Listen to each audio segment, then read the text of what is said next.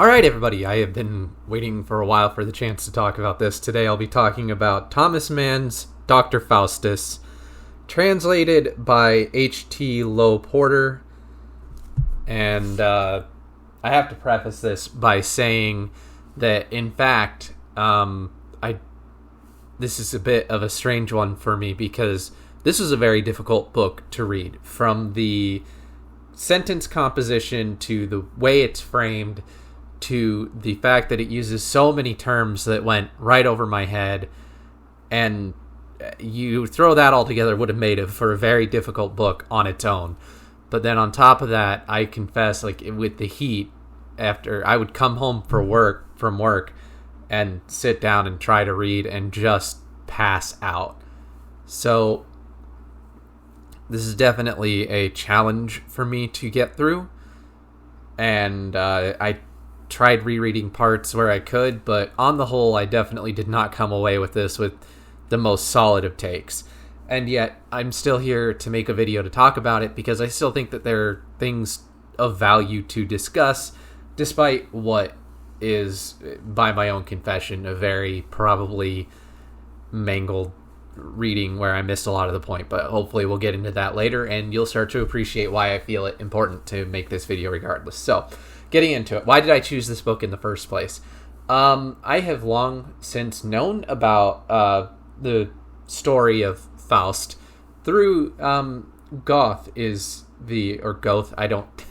am ever terrible at names, is the version that I've heard of the most, and I've always wanted to experience a version of it, but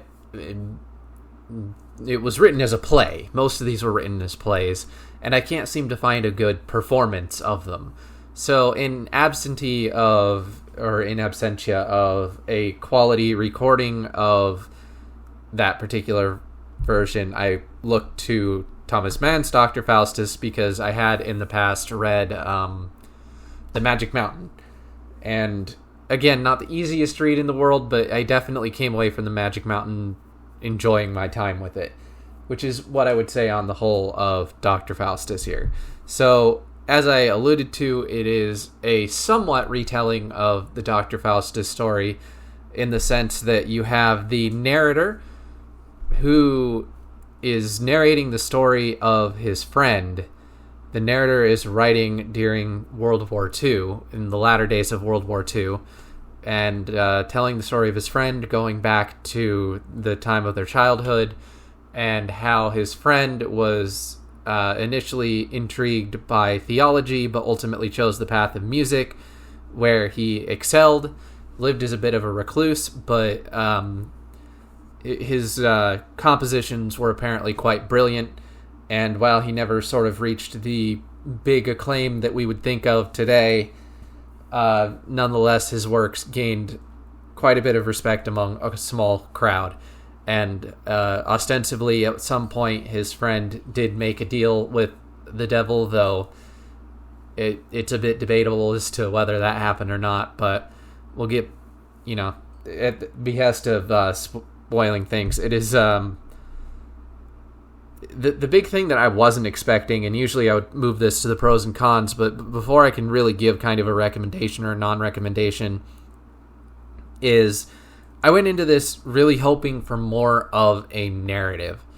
And while there is a narrative, the story is really sort of secondary to the themes and the ideas and the symbology of it, because very few of the characters really represent much dimensionality as characters. They're all kind of more stand-ins for ideas, and much of the book is based around sort of philosophical and sociological debate, more so than necessarily a strong core narrative about his friend's name is Adrian as a person, nor really with the narrator, where the narrator himself has so much presence in the story, probably to tie into the sort of dichotomy between modern day Germany and the sort of parallels, and by modern day I mean Nazi Germany, and the sort of parallels with his friend's descent into nihilism versus the protagonist's avowed humanism, and Mann himself has kind of said that the protagonist is a stand-in for a sort of exaggerated version of himself. So, in that sense, would I recommend this book to people? I would recommend this book to a certain kind of person. And that is the kind of person who has read classic works before. Because if you are not adjusted or accustomed to this type of storytelling, it lacks an immediacy and a narrative focus that you get in many contemporary books. And I just think that there are a lot easier books to get into than Dr. Faustus. And it's difficult.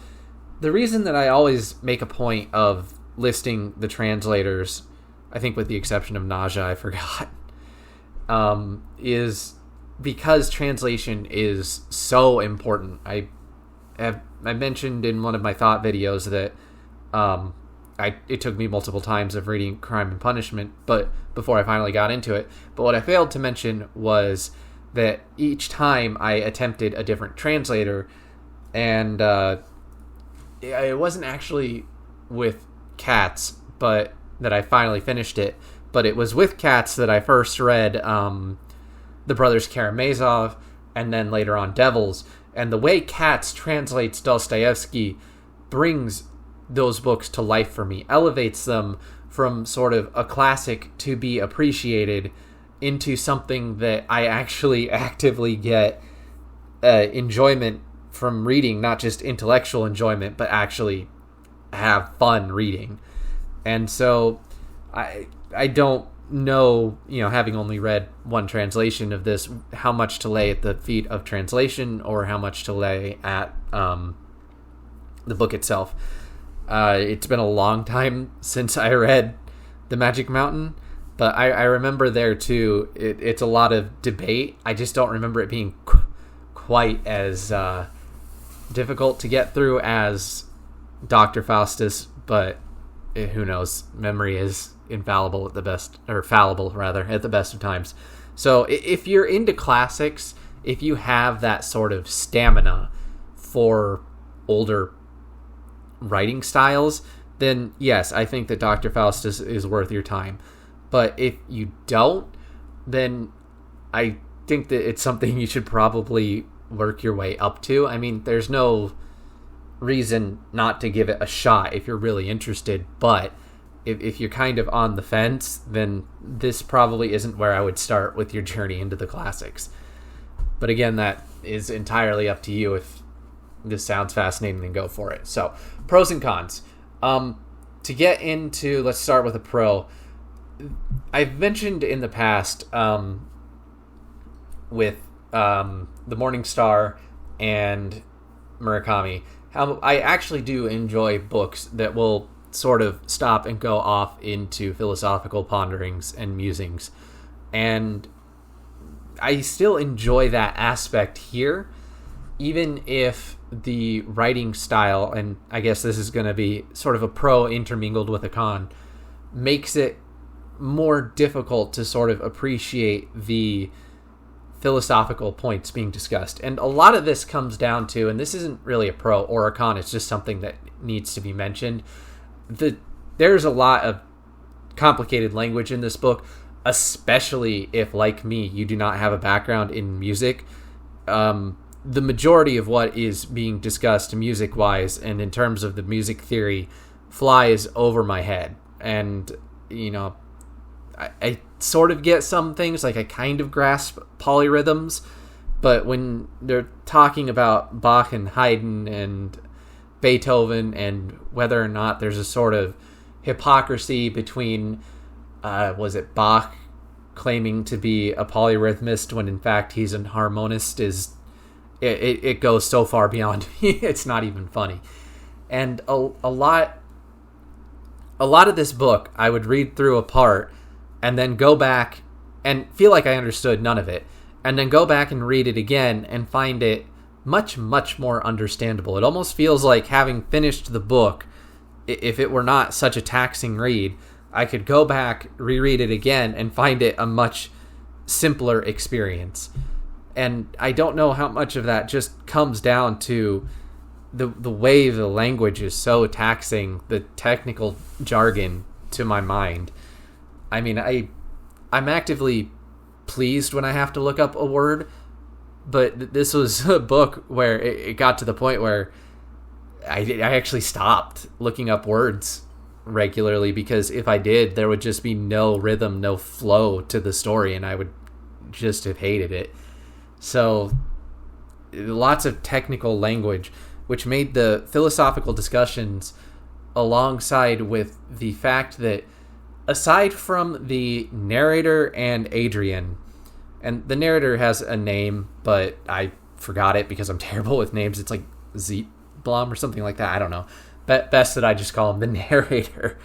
And anyway, aside from Adrian and the narrator, most characters are constantly coming and going, which means that rather than having characters that are really strong and feel like characters unto themselves, or even characters that feel representative of ideals, which you do still have that to a certain extent, certain characters are so one-off in sort of their lack of personality or lack of character that it's difficult to really engage with the philosophical discussion. So what I mean is, early on in the book, or, sort of, let's say 100 pages or so, I think, they're in college, and there's a certain group that Adrian runs around with of theologists, because at the time he's studying to be a theologian.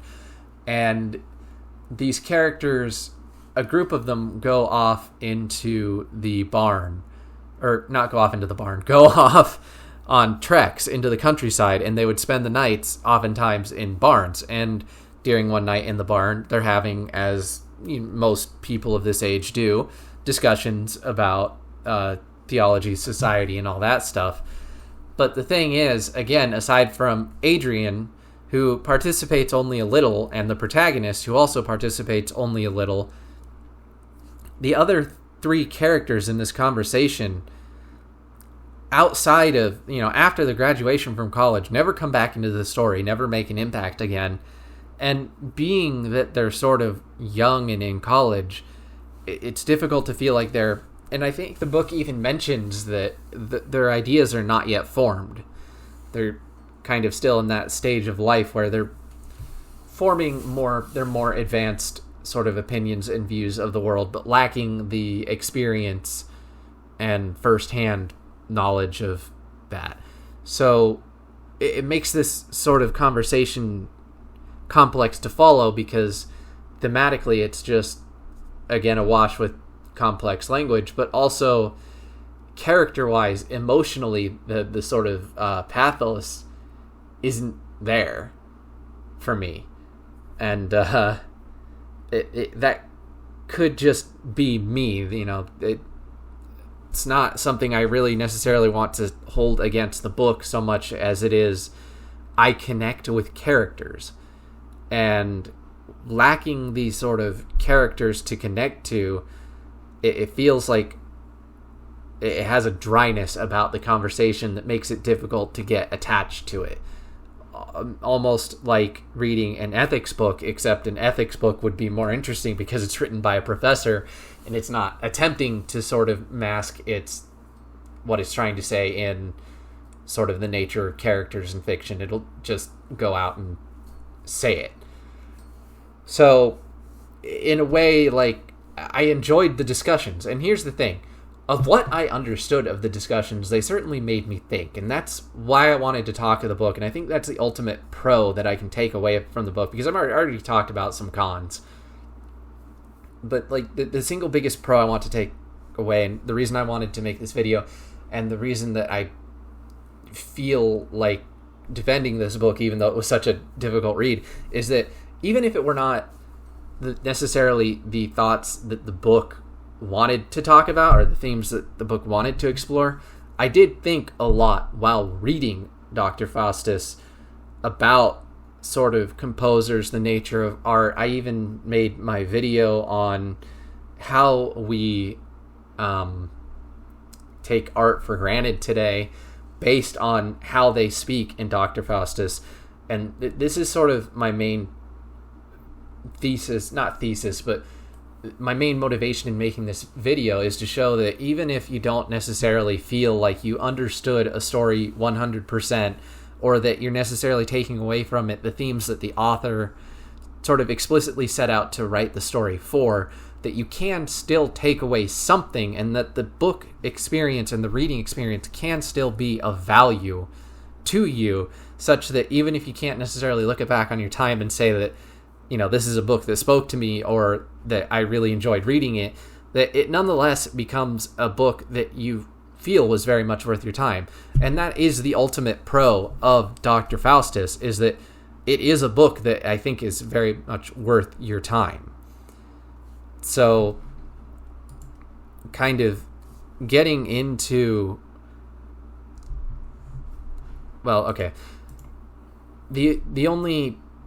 I guess I'm kind of at a crossroads here, because it's difficult to talk about... This is ordinarily when I would switch into talking about themes, but it's kind of difficult to talk about themes when you're not really sure. So I'll talk a little bit more about the writing style and then get into some of the things that I think the book talks about. So the writing style, just to go a little bit further into things that I wasn't a huge fan of, and going back to sort of the conversations and what can make some of the philosophical discussions difficult to follow, is that the book will introduce a huge cast of characters. Pretty much there are a few different sort of sets and locales. So you have their homeland in Kaiserslautern, and then their college city, I forget, and then a brief stay in Munich, a brief stay in Spain, before things finally sort of settle down in in Adrian's sort of final home.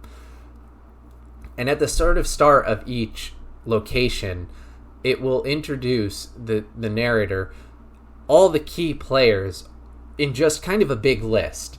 So rather than giving you a chance to be introduced to the characters and learn their characters through their characteristics, it's just, this is so-and-so, they were this, then there was so-and-so, they were this, then there was so-and-so, and they were that, and this was their sister, and this was their brother. And you get a huge list of names, which, again, the sort of sentence composition, word choice, and so forth makes it, sort of following along difficult. And then you get added this, again, burst of information, and it just becomes so difficult. And especially the Munich crowd, which does end up being the most important crowd into the book, gets introduced in Munich, and then, like, in a single chapter, he moves off to Spain, where those characters are barely relevant, and he does eventually come back to Munich, but there's no reintroduction of those characters.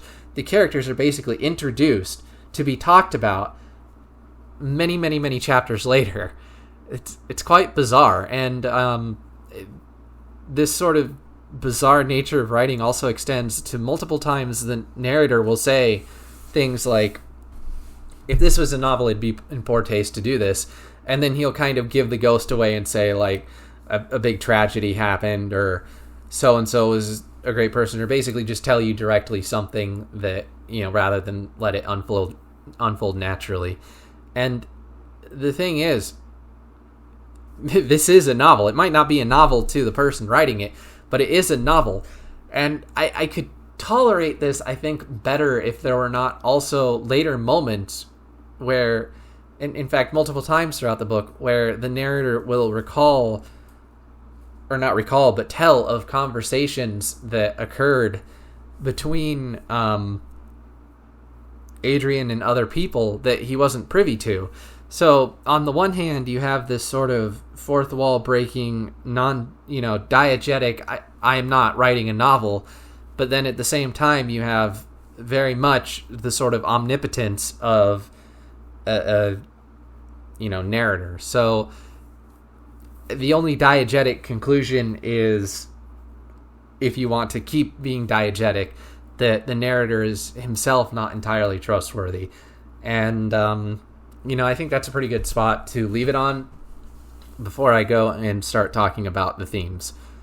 So, thematically, again, not the easiest thing in the world to talk about because I didn't fully understand a lot of the themes, a lot of the symbolism going on here, but that's part of part and parcel of the themes of the book. There is a lot being covered, and this book is very much an analogy of so many various things. So first of all, most obvious, Germany, and its sort of shifting sort of form and structure from pre-World War I to World War I to the Weimar Republic into World War II. And some of that is represented through Adrian, and some of it is represented in the society that Adrian hangs around. And then, of course, you have the narrator's just direct commentary on it. And it's very, very obvious that a lot of this novel is sort of lamenting the path that Germany opted under the Nazis, that there was this sort of humanistic, very much dedicated to the arts, educational, liberalistic, humanitarian. I use humanism a lot because that is what the protagonist stands for, approach to Germany. And to an extent, one of the things that I found really interesting was the narrator describing World War I as a chance for Germany to have its own era, in the way that sort of France defined the world, in the way that England defined the world, in the way that Spain defined the world, that here now it was Germany's term to step up and define the world. Which I have to admit, and this again comes back to, I may not be getting the themes that the author wants me to get, but it was just a way of thinking that I hadn't thought about, in the sense that, in the shadow of colonialism and England and the British Empire, as a white person, as a white American, very much, and it being historical, history's written by the winner, so it seems like the norm. And in that same way, Germany being the aggressor in World War I, and therefore the sort of villain, not that it's that historically black and white, but the point is, the German perspective, it makes me think, had Germany won, would we sort of be in this era where people wouldn't think twice about, sort of Germans' action in World War I? It would be normal, and there would have been this sort of German age of arts and whatever. And I'm not advocating for that, mind you. I'm just saying that the book kind of shifted my thinking to a different perspective, and it doesn't necessarily have to be one I agree with, but the sort of value of art lies in that. And that's one thing that I think is difficult when it comes to this book, is in some ways I want to appreciate what Thomas Mann is doing here with his narrator, and trying to sort of distance the art of Germany, or all Germans, from what the Nazis did. But there is a certain amount of apology in the book, sort of defending Germany. And I get it, in the sense that he is a very proud German. Even his exile from the country, I was doing a little bit of reading on the history, from what I gather, he was just out of the country and was warned not to come back, and was so indignant that he could even be exiled, could even be under watch, could even have wanted his arrest. So utterly indignant about it that it wasn't, he genuinely did not believe that the Nazis were so against him, had this much power, that Germany had sort of fallen so far into authoritarianism, until basically he finally just gave in to the demands left, and sort of saw, like, oh my God, it really is that bad. So on the one hand, it makes him a great figure to talk about sort of the good side of Germany, because he so did not believe in the Nazis and everything they stood for. But on the other hand, it makes him sort of a biased source, because that absolutely happened, and to a certain degree, the sort of nationalistic pride and identity and desire to be distanced from that, which is understandable, but nonetheless doesn't necessarily provide the most objective viewpoint. But that isn't to say that, like, Germany comes away in this book looking like the hero or anything. It's not Nazi propaganda or anything like that. It's definitely a lamentation of the way things turned out. But there are certain moments when reading it when I just kind of felt like, okay, but again, like I said earlier, it definitely gave an alternate perspective in other spots, so it's difficult to count that as a total negative, just something that I was aware of. Moving on to, and it's worth noting that many of the things that he says about the sort of way that Germany declined into Nazism and the Führer around it, not Führer as in Hitler, but the Führer as in the political, the civil disrest and whatnot. You'll see parallels of that in America today. So zippity doo-dah, I can't really say shit about that. Moving on. Obviously, music is another huge theme. As I said, so much of it goes over my head that I can't, in good conscience, say to have understood even a third of it. But one of the things... Sorry, my voice gave out. One of the things that really sort of cements this, or I found interesting in the conversations about music, is the effort at making music, classical music especially, into narrative, and which it was. And the sort of, having myself been recently going through a phase of trying to appreciate classical music, I've enjoyed some of the conversation on the subtle aspects of classical music that flies right over my head. I think music appreciation is criminally underrated, criminally undertaught, and I absolutely would have loved to have been able to follow along with these discussions more. And when he is simply describing sort of how it's meant to make you feel, it's certainly missing something. One of the powers of written fiction is that through its ambiguity, through its imagery, it allows you to create things in such sort of vague, ambiguous ways that, people have to sort of imagine it for themselves. And that can really be powerful at certain times. Like if you're trying to describe, the horror or the trauma, you can describe it in vague forms in a book that allow people to connect their own experiences with that. But when you're showing it in a movie, at some point, you generally have to show it or play it. So when it comes to the music and you have these descriptions of the music, again, being written, you can't hear the music. So when the the author, the narrator, goes on a countless page tangent, not tangent, but sort of ramble about what the music is and what it means, it's understandable in the sense that, the book is about a musician, and so you're going to want to hear about the songs and the compositions and whatnot. But at the same time, it's kind of frustrating because you have no one's word to take for it but his. And that's, at the end of the day, it's a lot of words to boil down to saying, and it was really good, and you're just going to have to trust me, bro, because I can't play it for you. This is a book. But it was really, really good, believe me. But no, that's just something that I felt I had to say because, like I said, most of the conversations about music flew over my head, as did a lot of the symbolism. There's a lot of fascination with ancient myths that I don't understand, as are the fascination sort of with... my mind just totally blanked on it, so I'm going to move back and circle back around to it. And of course, as with any story of of Faust, the sort of Faustian bargain, which in this book is a bit interesting because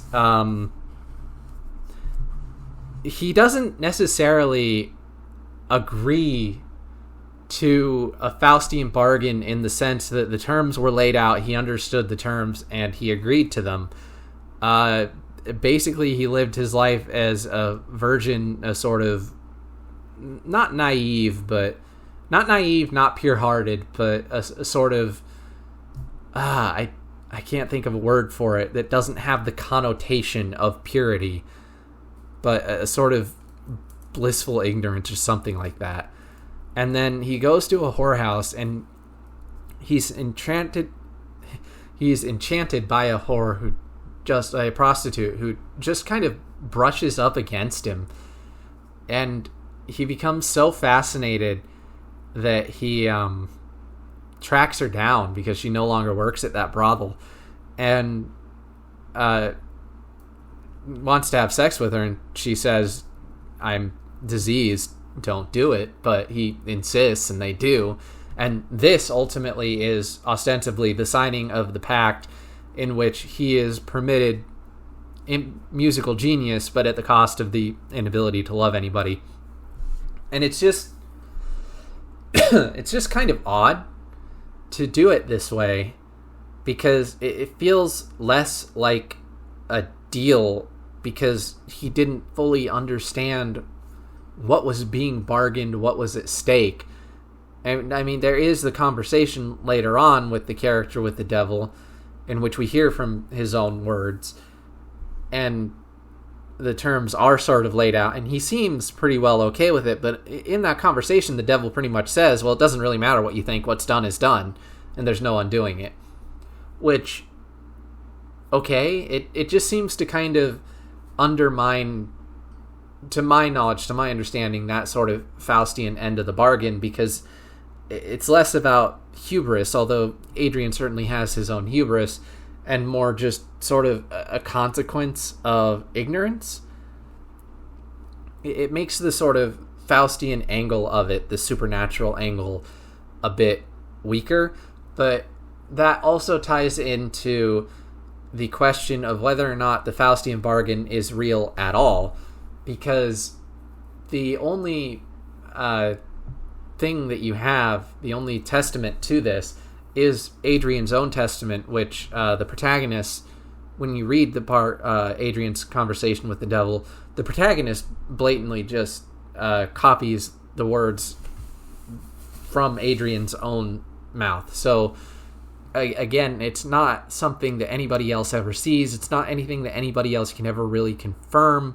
So whether or not this sort of Faustian bargain even took place is entirely open to debate, I think, as is whether or not you should believe in it, because as I've established before, the narrator clearly has his own biases, and even if we separate those biases from Thomas Mann's biases and make them just purely within the context of the story, the protagonist has a desire to lift up Adrian, to present Adrian in a good light.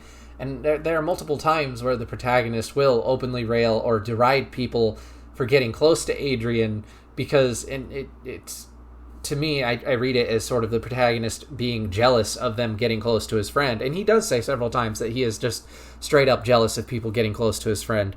So in that sense, how much you can necessarily rely on any of the narrators, either firsthand through the primary narrator or through Adrian, as to the cause of things, as to people's motives throughout the book, is certainly questionable. And that sort of ties into, I mentioned the Faustian aspect, but religion itself is also a core theme. And whether or not, you sort of take a nihilistic approach or a faith-based approach, because the book doesn't necessarily... I don't think that Adrian is sort of a full-on a full-on atheist, but he certainly denounces a lot of the sort of finer aspects or the realism of religion, which is quite interesting, being a religious person or not even having a religious upbringing, but reading it, you sort of get the sense that both in the original Tale of Faust, which both Gothe's Faust and one other are brought up in the story. So it's not a world in which Faust doesn't exist and it's a strict retelling. It's a sort of, which is another reason for why you can sort of debate whether it's real or whether it's not real. I sort of find that Adrian's contempt towards religion, towards this idea of redemption, which even in the end, in both Faust and this story, both characters don't believe, they believe in the concept of redemption, but they don't believe enough in the power of God to necessarily, they don't believe in the power of God is strong enough to redeem themselves for their sins. They believe that their sins are beyond redemption, which in and of itself is, even at its end, a rejection of God. I know enough about religion to know that. So it's sort of a sad note in a way, but again, just talking about religion and themes, even the idea that even if the more mystical elements of the book aren't real, what they represent philosophically stands true in terms of Adrian's redemption, Adrian's inability to love, Adrian's aloofness, and how that isolates him and ultimately ruins him. Whether you take it as a sort of literal, this is the result of not being Christian, or a more metaphorical, this is what happens when you turn to nihilism, it has that same ambiguity to it. Or rather, I take it that way, which is very much a me thing, because Crime and Punishment is absolutely a book that is where Dostoevsky is advocating for Christianity, and I still read that book, and rather than coming away thinking about Raskolnikov redeemed himself through Christ, Raskolnikov redeemed himself through finding a purpose. So that this part might just be me, but that's what I take away from it is you don't necessarily have to be religious to appreciate the importance of sort of humanism, of appreciating your fellow man, of the dangers of ego and sin, arrogance, and all that stuff, all that good stuff. And that sort of gives the book that essence. It ties into it being an analogy rather than a core, really, really hardcore narrative on its own right.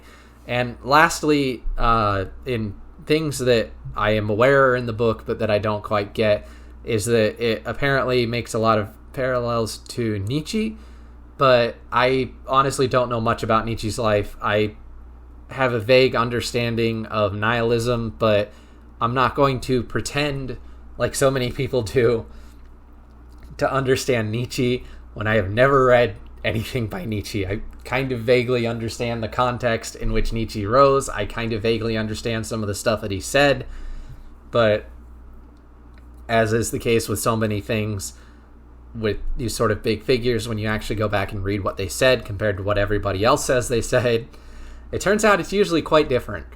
So I will refrain from passing any comment on that, other than to say that it supposedly exists and I picked up on none of it. So as I come to the end here, this video is this recording, whatever, is already 39 minutes long about a book that from the start I said I didn't really get. So why did I record this? Why did I sort of ramble for this long? It's, aside from wanting to talk about all these things, and it's to really, like I said earlier, double down on the idea that just when you go to tackle difficult works, when you go to tackle complex works, if you don't understand it in its entirety, or even if you feel like you just walked away from it sort of not understanding most of it, or you're getting frustrated with it and you're asking yourself, what's the point? Why am I still reading this? I don't get it. The question doesn't have to necessarily be, do you get everything the author is trying to say? The question is it making you think? Are you engaging with the story on some level, even if it's not necessarily the level that the author wanted you to, or, was thinking of when he was writing the story. And I think that that's a really important mindset when you approach classics, to just take it steady. Don't assume that you're going to understand everything, and take from it what you can. And maybe someday you'll come back to it and understand it a little further, a little better. Or maybe you don't, but you still feel like at the end you got something out of it and it was worth your time.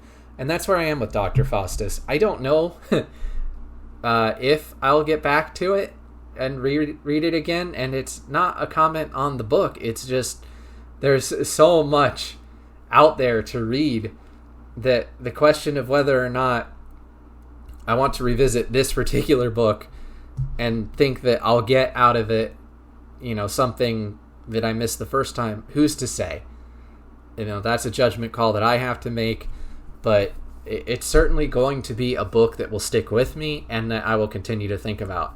And in that sense, it was I'm repeating myself at this point, which is how I know it's time to wrap this up. Made it worth the time and might make it worth yours too. At any rate, if you're struggling with a classic, if you've ever read a classic and given up because you felt like it was too difficult for you and you just weren't smart enough to get it, just go back, give it a try, and rather than worry about how you're supposed to read it, start thinking about it and how it relates to your life and your existence, and see if you can't find something about it that way.